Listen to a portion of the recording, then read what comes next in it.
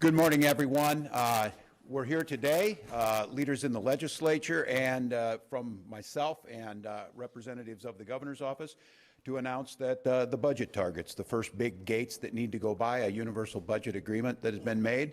A lot of work over the course of this legislative session, but especially over the last several weeks. And I know you're just starting to get the numbers, and you'll be interested, and we'll share all we can on some of that. But I would just like to note the substance of this agreement is obviously critically important, but I think in the political age we're in, the process itself matters.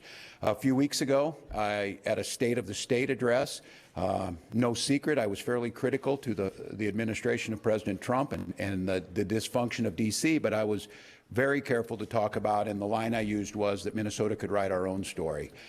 This group of leaders and their members took that challenge and came to this room with passion for their issues, ideological differences, no doubt about that, but with a respect for the democratic process and a respect for one another. Heated arguments, but done trying to understand where both sides are coming from. And I'm pleased to say that we came up with a budget that is fiscally responsible, puts Minnesota on a continued path to fiscal responsibility, making cuts where they were needed, but investing in our people in a way that we all believe, making Minnesota the best place for a family and a child to grow up in. No one got everything they wanted. There were very difficult conversations about issues that were very dear to each of these caucuses. But at the end of the day, we were able to come up to this agreement. The work will be done now by the chairs, folks who were in the room making this happen, to start putting the touches around this to put us on a path. I'm incredibly pleased that in the first biennium, we obviously, to our constitutional responsibility, balanced that budget and leave about $2 billion on the bottom line. But the good news is, in that second biennium of the projected deficit, nearly 90% of that has been erased. And I would argue, most importantly, from the position that I have been making, and I think we came to an agreement on, is that structural imbalance on the out years in certain areas that were driving cost unsustainably. We've reduced that projected structural imbalance by 45% in this first year, meaning we don't have to face the crisis at once without undermining all of those programs. So I am incredibly proud to have worked with this group of people. The care and dignity, the passion, and an understanding of these legislative leaders that are here trying to get, in this case, we have 201 legislators separated by a single vote. I don't know for certain on this, but I'm pretty sure, unless there was a tie somewhere else, this has never happened in American history where you had a divided legislature, so closely divided, at a time when we see chaos and dysfunction at the federal level, uncertainty of what's coming down, all of those things. And in a budget situation where we had some structural issues that needed to be dealt with, this group of leaders standing up here and the support they had from their chairs was able to surmount that, put together a budget, get here today where we could all sign our names on it, and a pledge to work together over the next few days to bring this thing home. So truly grateful for the work. Grateful that Minnesota sends legislators here that understand that we may have differences, but we have not succumbed to the idea that that we let dysfunction rule, and that democracy and compromise are still seen as virtues instead of vices. With that, I will turn it over to Senate Leader Erin Murphy. Good morning. I'm Erin Murphy. I am the proud majority leader in the Minnesota Senate. We learn as children the skill and the value of compromise. And Minnesotans expect and understand that in American government and here in Minnesota, it is our job to reach a compromise with our colleagues despite our differences. And this budget represents that value.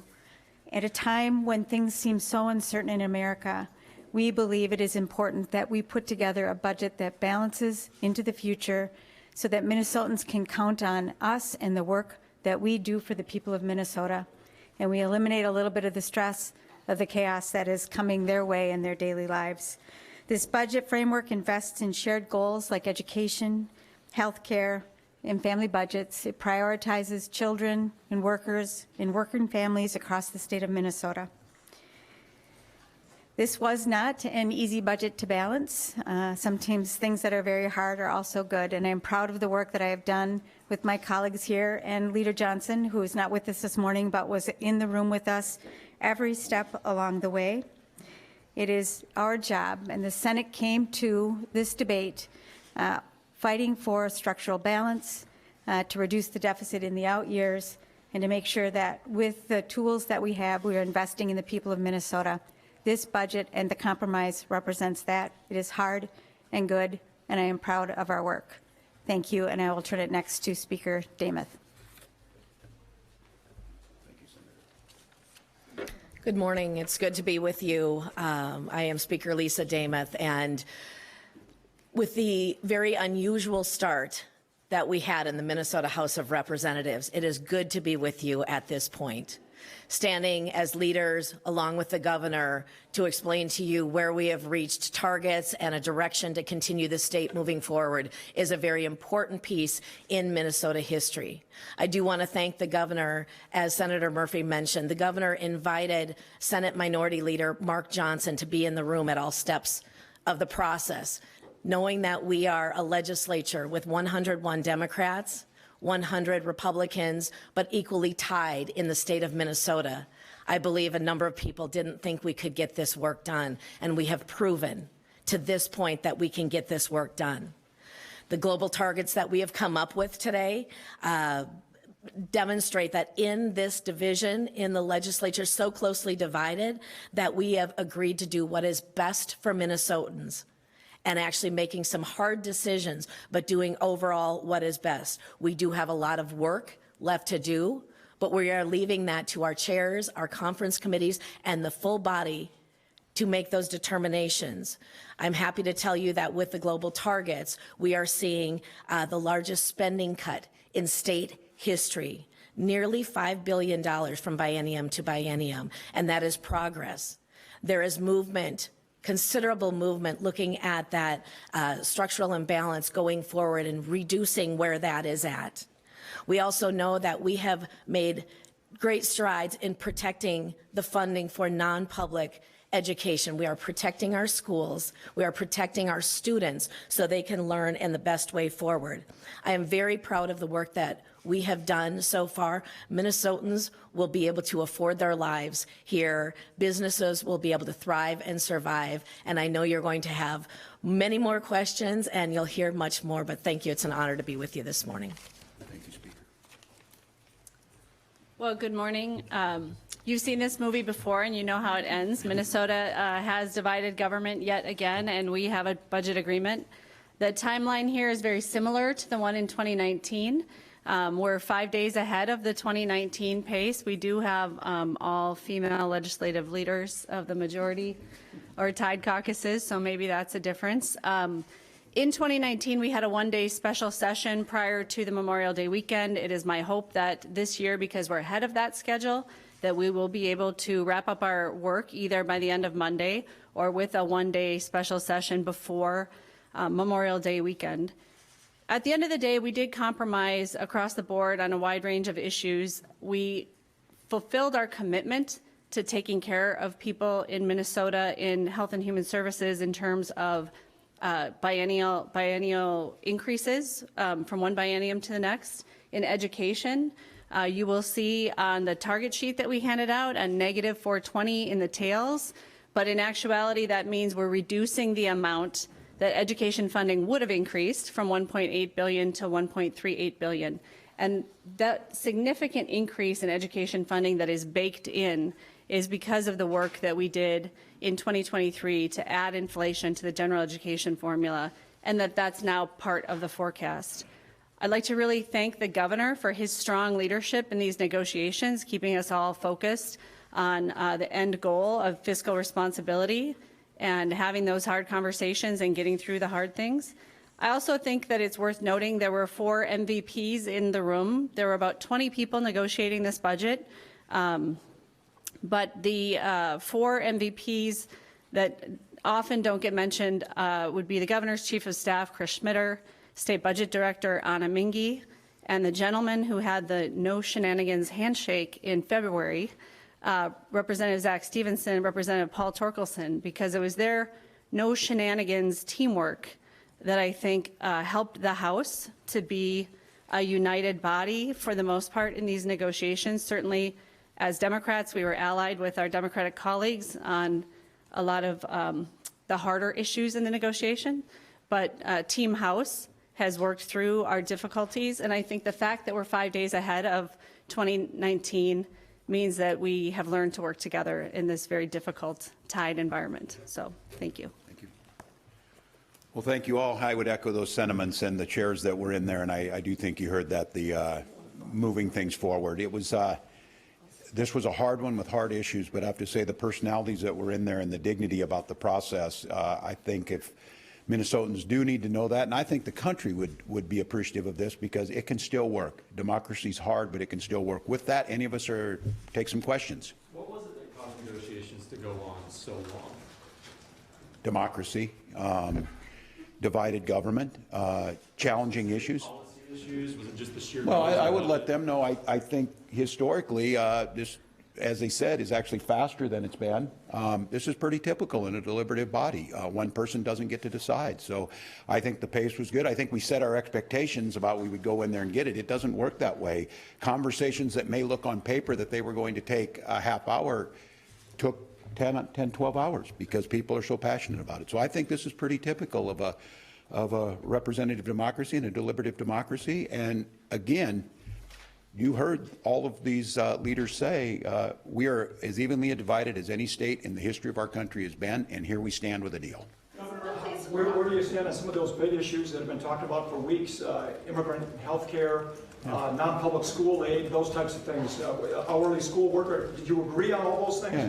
Well, I don't agree on it, but I agree with the compromise on it, and I agree with the passion that's shown on the other side. I made it clear, especially I think on the health care issue, I think both economically, folks get that health care anywhere. Our hospitals tell us that. Archbishop came down from up in the cathedral to make the case on the moral side of that, but we also understand that there's a fiscal part to it. So this idea I talk about, and all of us said this, that budgets are fiscal documents and they're moral documents. And I think at the end of the day, to get a deal done, we all compromised on that. It's not about punishing people in that case. I'll let some of these folks say. Specifically to that issue on the undocumented insurance for those that are here illegally, I think that is an important issue. You've heard that there is support, but there's also not support. That is an area, so providing health insurance to those that have chosen to be in our state illegally, that just started on January 1st with a projected number of about 5,700 Minnesotan, or those people that are going to actually want to be a part of that. By April 24th, it had exploded. Instead of just the 5,700, it had exploded to over 20,000 people that had joined that free health care.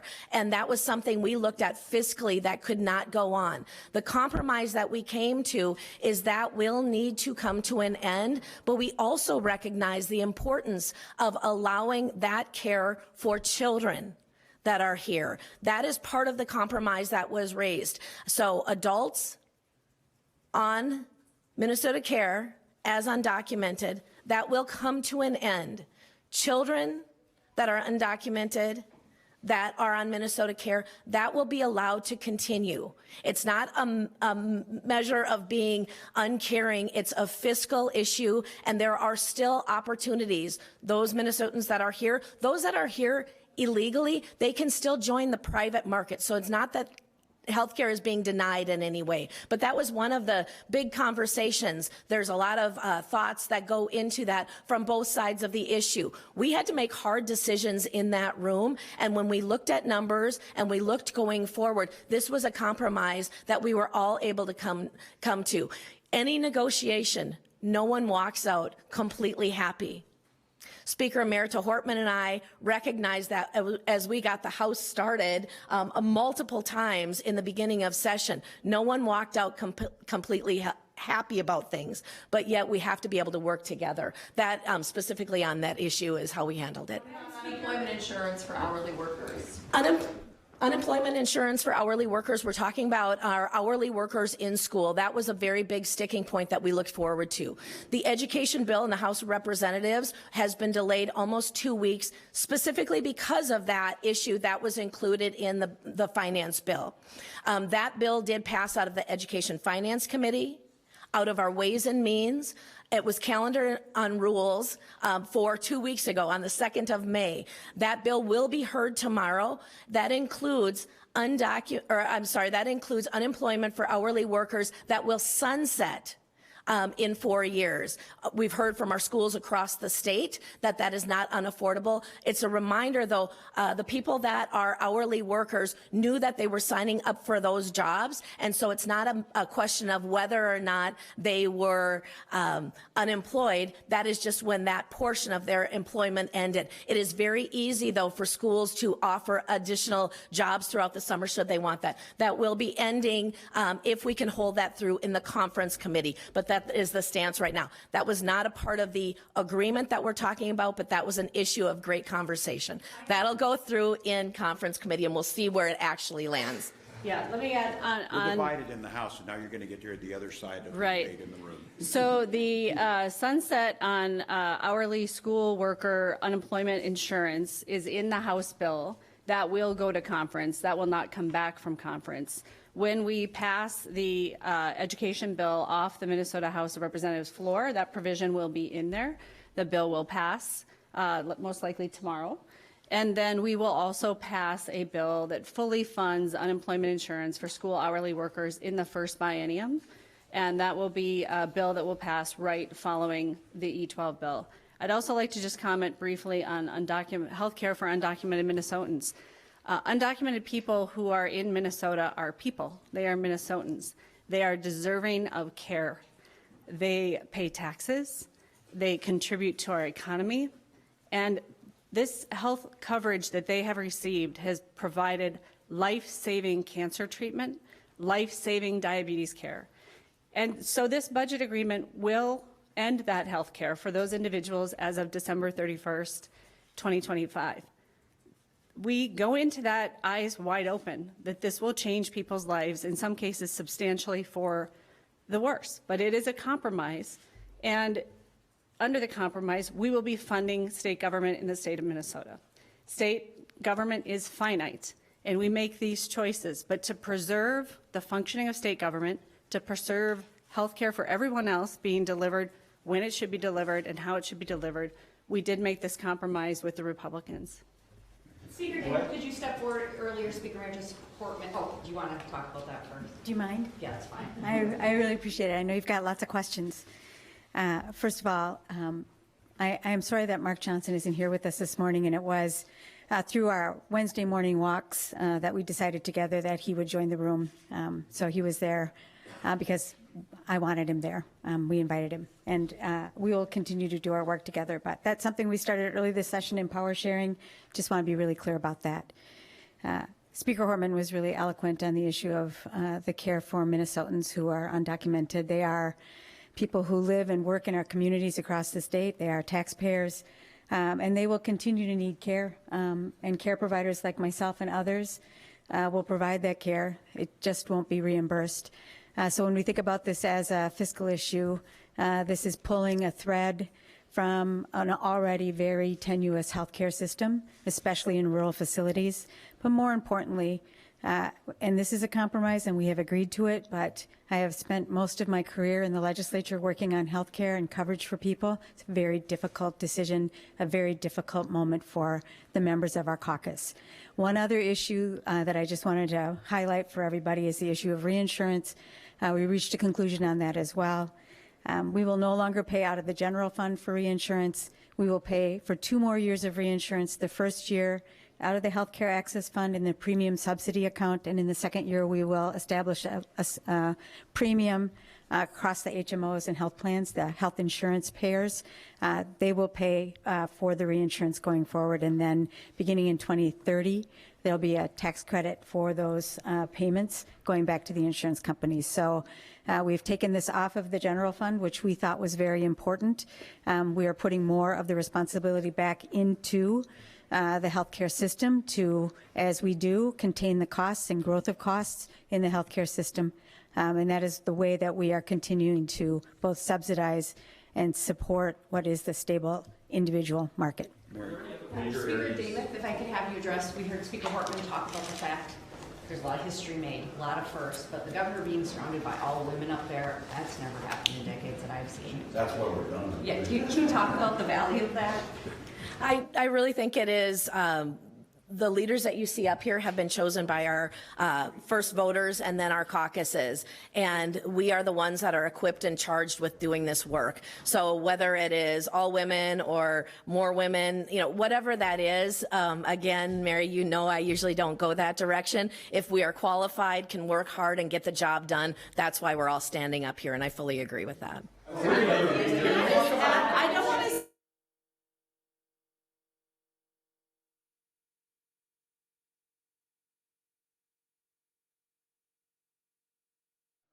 And we did get that early that year. I'm confused by something you said. You said it'll go past the House but not come out of conference.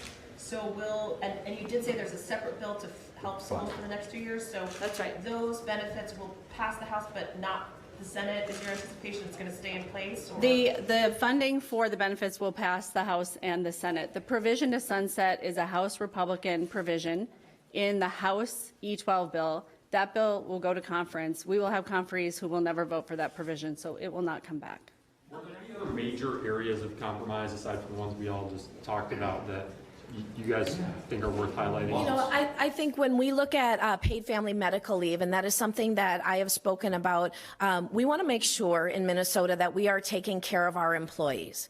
We also recognize that when we are in a time of a workforce shortage across many different industries, and then the cost alone for paid family leave, it has not started yet. We've already increased the taxes once.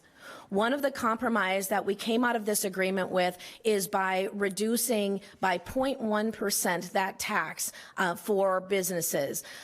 Businesses across the state, school districts, hospitals have all been concerned about what the effect of the proposed and now in-law paid family leave, how that would affect their businesses. Again, I want to be very, very clear that employers want to take care of their employees, but it is concerning with up to 20 weeks as it stands right now, and the cost, and yet employees don't understand that they're not going to get their full salary. It's a portion of it. So we couldn't, as House Republicans, we could not get enough movement on that, but we were able to get that one little bit of a tax decrease there. And so that was a compromise. We, of course, would have wished for more, but you'll hear on each topic that we all came in with our own priorities and perspective. This is a true compromise in that hot button issue.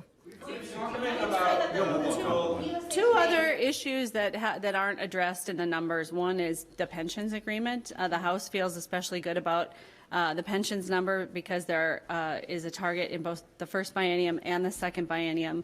And we agreed to work together on a bipartisan basis to increase reimbursement rates to mental health care providers, and that was an important victory. Speaker Damon. Local shifts, local cost shifts. We're going here first.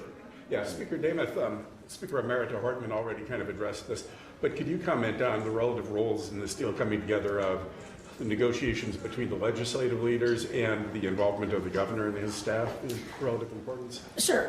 In the House, we had targets that were agreed upon both Democrats and Republicans simply because of the tie that we faced. And we were able to come up with our House targets. The Senate, they did their own targets, and then of course the governor had his target.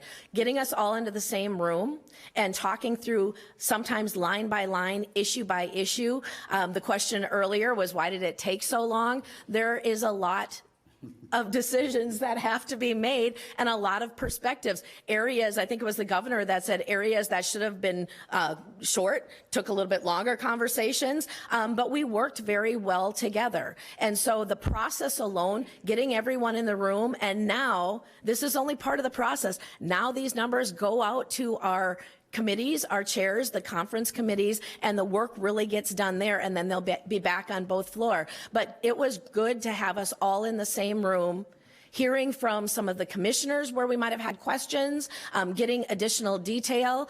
We worked well together, and I'm very proud of the work that we did. Am I perfectly happy about it? No, and I know I'm not alone. I'm standing with other leaders here that are not happy about every part, but we worked very, very well together. Can you talk a little bit about projects to local counties, as Stearns County, for instance, plans to increase property taxes to respond to debt cuts?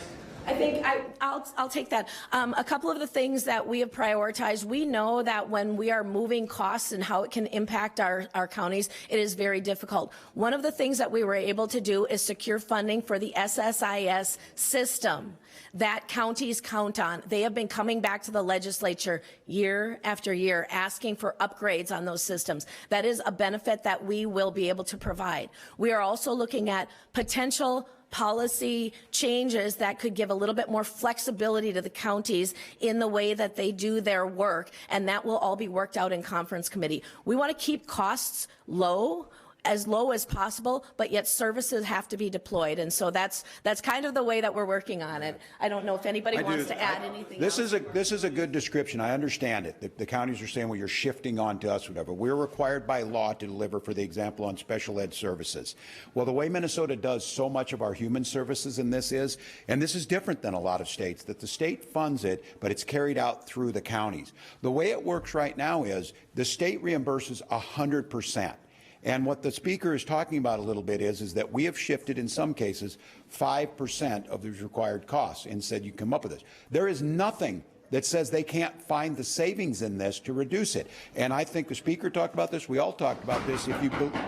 If you believe in a free market economy, if you believe in the ability to be able to find efficiencies, what we're saying is in many cases the state doesn't have a say in how these programs are implemented. We simply reimburse. So I think we're making the case, and what the leader's talking about is, if we are too prescriptive and those legislators don't, or those counties don't feel like they have the ability to find those savings, we need to give them the tools to find that savings.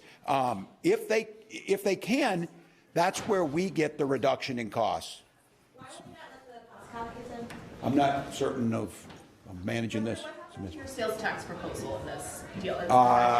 It was compromised out. It was compromised out.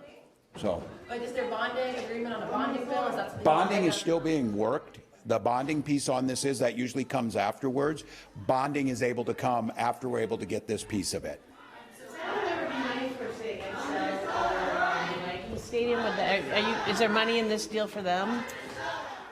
Those things will come at, if there's bonding, there is no money at this time in either of those, because I think the compromise piece to get there was, we can only take so many issues, I think. I can't hear. If I can just step in on bonding one more time, we know that needs across the state of Minnesota matter very much as far as our roads, bridges, wastewater, the things that we have to look at. And so we came up with a conservative number, but one that will allow us to get the work done. We're looking at about a $700 million effect on bonding. Our chairs, both House and Senate, have been meeting regularly. They've done tours around the state, and they are listening to our communities to develop and determine what we will be able to do. That work hasn't quite been finished yet, but we're working very hard on the bonding issue. We're told those are DFL lawmakers outside the door. What does this say about the possibility of this thing? Well, it says we got a lot of work to do. This is what happens. We knew that you heard this in here, the passion on this, and I'm pretty certain this is around the health care issue. And I'm not going to sugarcoat how difficult this was. And these lawmakers are there. They have their voice heard. We'll vote on this. We didn't expect everybody to be happy in this. I think many of us compromised. I think Leader Dameth is going to hear some of the same, and that we compromise. So. Leaders, can you address just some of the tensions within your own caucuses on this issue? Our caucus is full of immigrants and children of immigrants, and this is a deeply personal issue. They know people who are receiving medical care whose lives were saved because of access to Minnesota care for undocumented immigrants starting on January 1st, and they know that these individuals' lives are threatened by the removal of that health care. And it is personal, and it is visceral, and it is warranted. These bills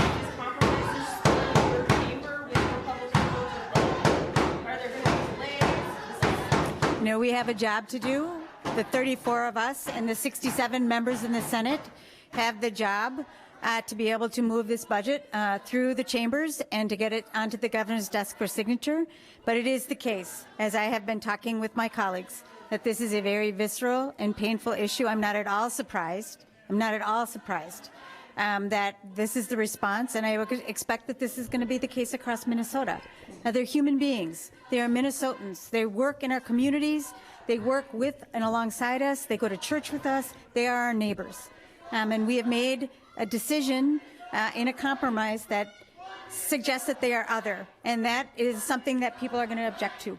Governor, oppositions ahead of time about Medicaid at the federal level being cut. Yeah. Was that part of some of the compromises that were made on Minnesota Care for Immigrants? No, the question is good, and look, I'm going to address the passions. You hear them.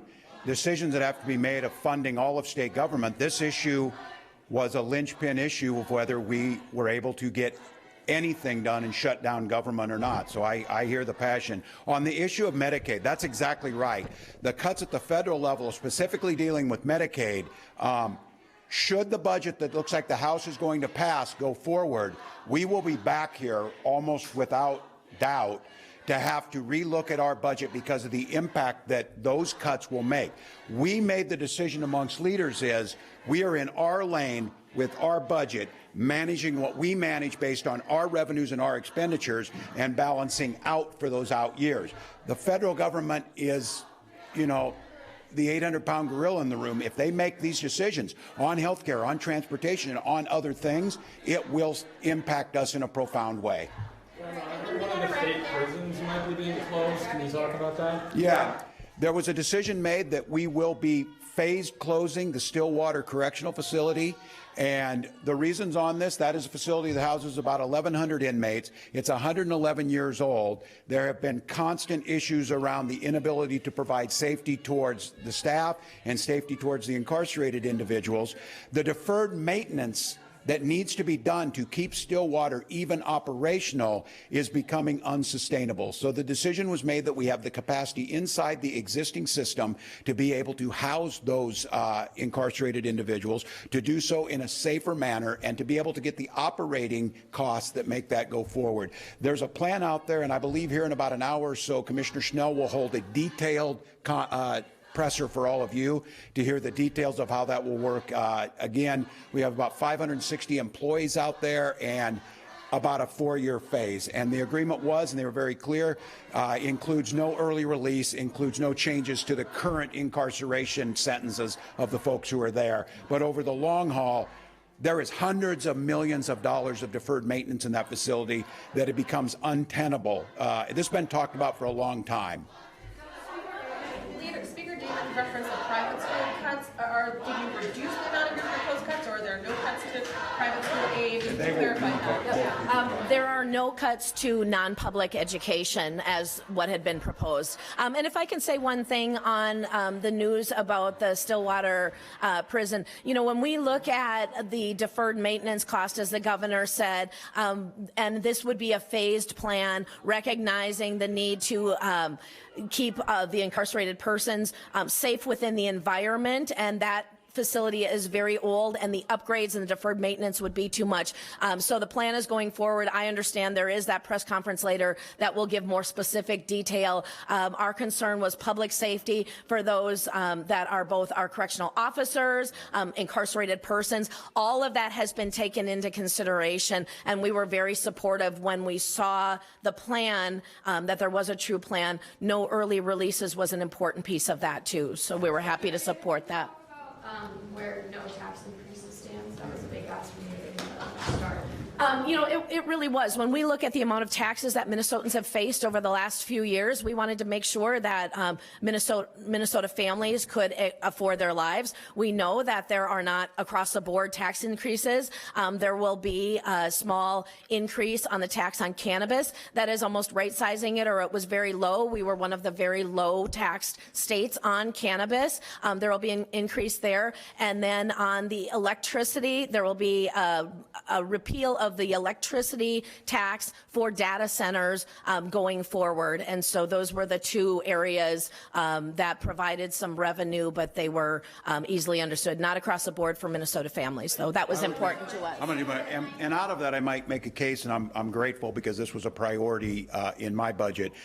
We will see research and development and R&D tax cut that will be fairly significant. The business community was adamant about it. I think the University of Minnesota, because of the innovation economy, this puts us on par with our peer states in a way that we were able to make that happen.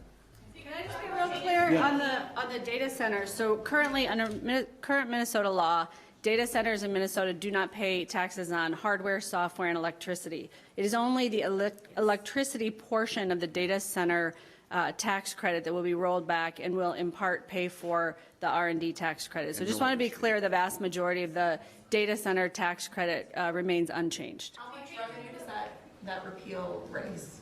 It's about $16 million in the first biennium when you combine the cost with the R&D tax credit. But Anna Mingy, the award-winning, should be award-winning state budget director, has the actual numbers. She's got all the numbers. So. Hi, I'm Anna Mingy, State Budget Director with MMB. So the repeal of the data center tax exemption related to electricity generates revenue of about $56 million in the first biennium and $83 million in the tails. But as you heard, as a part of the agreement, there is an agreement around modifications to the research and development tax credit to the tune of about $40 million. So those numbers net to what you heard from the Speaker Emerita, about $16 million in net additional revenues in the first biennium and $43 million in the tails. Can you just put a top line number of how big this budget is, and also the total of the cuts in this biennium? Yeah, so in the February forecast, we were looking at a $66-67 billion budget before discretionary inflation in the budget biennium. The leaders and the governor have agreed to, in the upcoming biennium, just $283 million in sort of combination of cuts and revenue increases. So we'll still be about that like $66-67 billion number. We can follow up on the exact numbers, and it's because these are top line net targets. Some of them will fall on the revenue side, some will fall on the spending side. So depending on where those land, that'll affect the actual size of the state budget. But then looking forward into the out years, it's a $1.8 billion combination of primarily spending reductions with some small revenue increases. So that, as you heard from the governor, is about a 90% reduction in the projected negative balance that we were seeing out in the out years, and a 45% reduction in the structural imbalance. So in next budget writing session, lawmakers will still have to find, if the projection holds, of course, on the deficit. Yeah, if the projections hold, lawmakers will have to find about $290 million, which is a vast improvement from the $2.4 billion that we were projecting they'd have to find back in February. So still leaving a little bit of work, but a far cry from where we were back in February. Governor, does this end of session deal include closing Stillwater? Because Senator Housley has sent out a news release that you plan to phase out. Yes. Can you That's where this has been talked about for quite some time. I mentioned it's a 111-year-old facility, houses about 1,100 incarcerated individuals. It is grossly inadequate. It is unsafe for both our corrections officers and for our incarcerated individuals. The deferred maintenance every year is in the hundreds of millions of dollars. There's no air conditioning in it. The safety features are non-existent. And so this was a decision that was made collectively. It's not that we went into it, but trying to find savings and cuts. And as you heard, reducing that outward, the problem that's set there is 90% eliminated. The long-term 28, 29 is half, and we're still funding the things. This was a savings area. We believe, as you heard again, we have the capacity inside the system to house these individuals in the other correctional facilities, Oak Park Heights and others. And it's just, it's probably one of those moments that you needed a budget like this, and you needed a split legislature to have the will to do a big thing like this. It's a 4-year phase plan, so there'll be plenty of time with the workforce. And then, of course, as we talked about, working with the community and some of the things that goes into that, as the community of Stillwater thinks about how do they repurpose that facility or the land that it's on. Is We have one more. We'll do one more. We got it. You didn't want it? Yeah, I'm sorry. I Yeah. do. How much work does this leave for 2027? There's so many cuts here in the next budget biennium, and it still ends. Again, 90% of that was dealt with. I think the biggest thing is setting the sustainability path. You heard us talk about it. These are issues that are vastly important to people. Disability services. We pride ourselves. We do this better than any other state, and we spend more money. After this budget, we still do it better than anybody, and we still spend more money, but we reduced it by 45%. This was about taking this in sections where we didn't cause a collapse in this, where we didn't have to cut education funding, we didn't have to cut health care in a way that was dramatic to people. So I'm pleased with this. We're leaving $2 billion plus on the bottom line this biennium. We have 290, as you heard Anna talk about. This month alone, revenues surpassed projections by 340. So as Chair Torkelson reminded us, forecasts are forecasts, and they're not always accurate on that. And looking 2 years out, but they bit off, these leaders and the administration, we bit off tackling this, clearing up 90% in the second biennium and setting us on a path to sustainability. So it was a big achievement. A lot of work yet to be, you hear it, passions. This is what happens when you compromise. This is what it means to try and work together. These leaders knew that. They're going to go hear this. I'm going to hear it. That's the way this should be done. But I am proud that this is a solid budget. It is fiscally responsible. It is pro-growth. It brought together a divided legislature in a time against a backdrop of total chaos in D.C., and they still got it done. So we got more work to do. Paul Snell will be with you before too long. They'll put that together. Numbers will go out. I will encourage all of you, work with our team, work with the staff on clarification on the numbers. But now the hard part starts for all of us of getting the legislators together, and we got to get a majority vote. So thank you all, and I appreciate it. So, thank you. Thank you. Thank you.